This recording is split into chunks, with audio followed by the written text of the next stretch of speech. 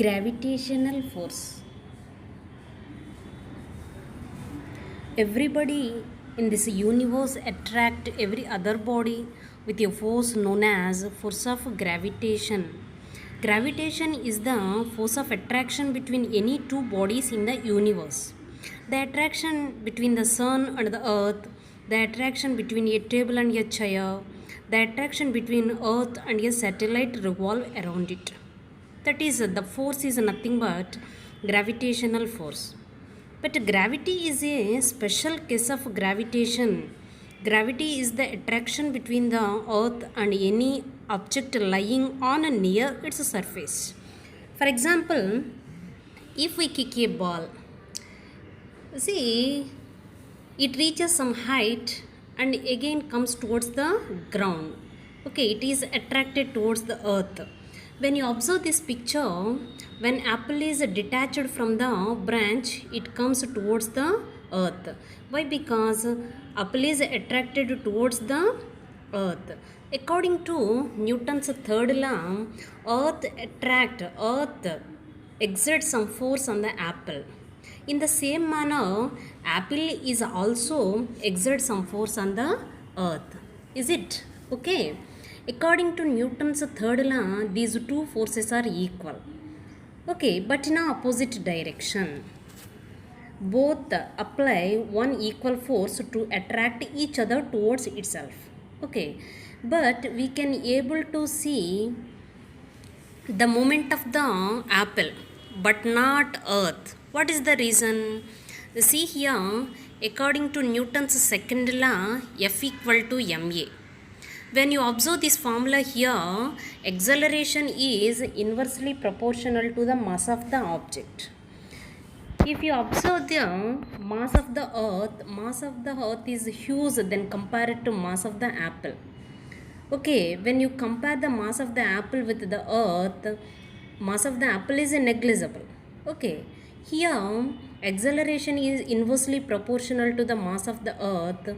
Mass of the earth is more, so its acceleration is very less. That is the reason we can't able to see the movement of the earth towards the apple. Actually, this is the reason. Today I am going to explain universal law of gravitation. Okay, this was proposed by Sir Isaac Newton.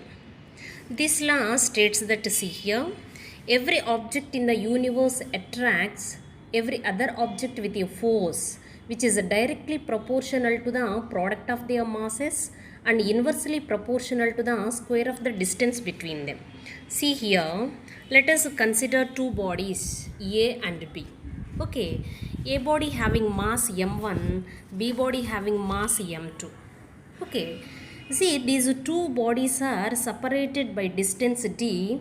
We have to measure the distance between two bodies from their centers. Okay, d is the distance between the two bodies. m1 and m2 are the masses of the two bodies respectively.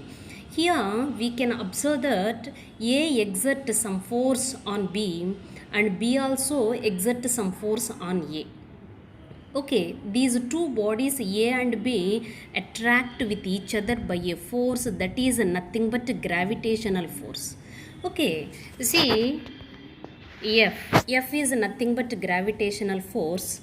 According to the universal law of gravitation, this force is directly proportional to the product of the masses of the two bodies.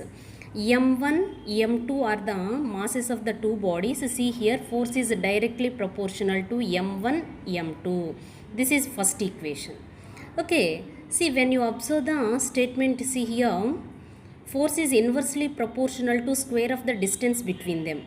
D is the distance between two bodies. Okay, F is inversely proportional to D square. This is the second equation. When you combine these two equations, finally we get force is directly proportional to m1 m2 by d square. m1 m2 by d square. Directly proportional to product of their masses, inversely proportional to the square of the distance between them. Okay, see, if you observe this one, as the masses of the, when you observe this equation, we can easily say that force depend upon the mass of the two bodies and distance between them. If we increase the mass of the two bodies, what happen? Force also automatically increases. Yes or no? Why? Because force is directly proportional to the product of the masses. As masses increases, force exert between these two bodies also increases. What about distance? As the distance increases, force decreases. Why? Because force inversely proportional to square of the distance. As the distance increases, the force decreases. Okay. See, we can replace this proportional by using proportionality constant. G is universal gravitational constant, capital G. G is universal gravitational constant. F equal to G m1 m2 by d square. m1 m2 by d square. See, we can get value G. G equal to, by cross multiplication, G equal to F d square by m1 into m2. See, by calculating all these values, finally we got the Z value 6.673 into 10 power minus 11. When you observe this unit, Newton meter square case power minus 2 is the SI unit of universal gravitational constant. All of you calculate this one, you can derive this unit. How can we derive? See here, F, force. What is the SI unit of force? Newton. See, d square. D means distance. SI unit of distance is meter. D square means meter square. Okay, m1 m2, mass into mass. What is the SI unit of mass? Kg. Kg into kg, kg square.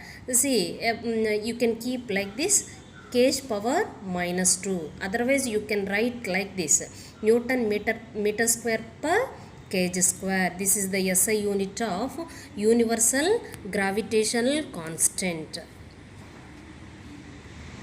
See,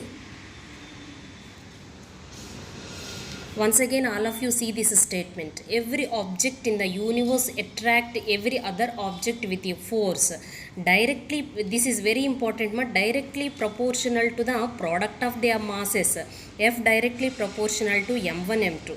Inversely proportional to the square of the distance between them. F directly proportional to 1 by d square. If you combine these two equations, finally we'll get F equal to G m1 m2 by d square. This is called universal law of gravitation.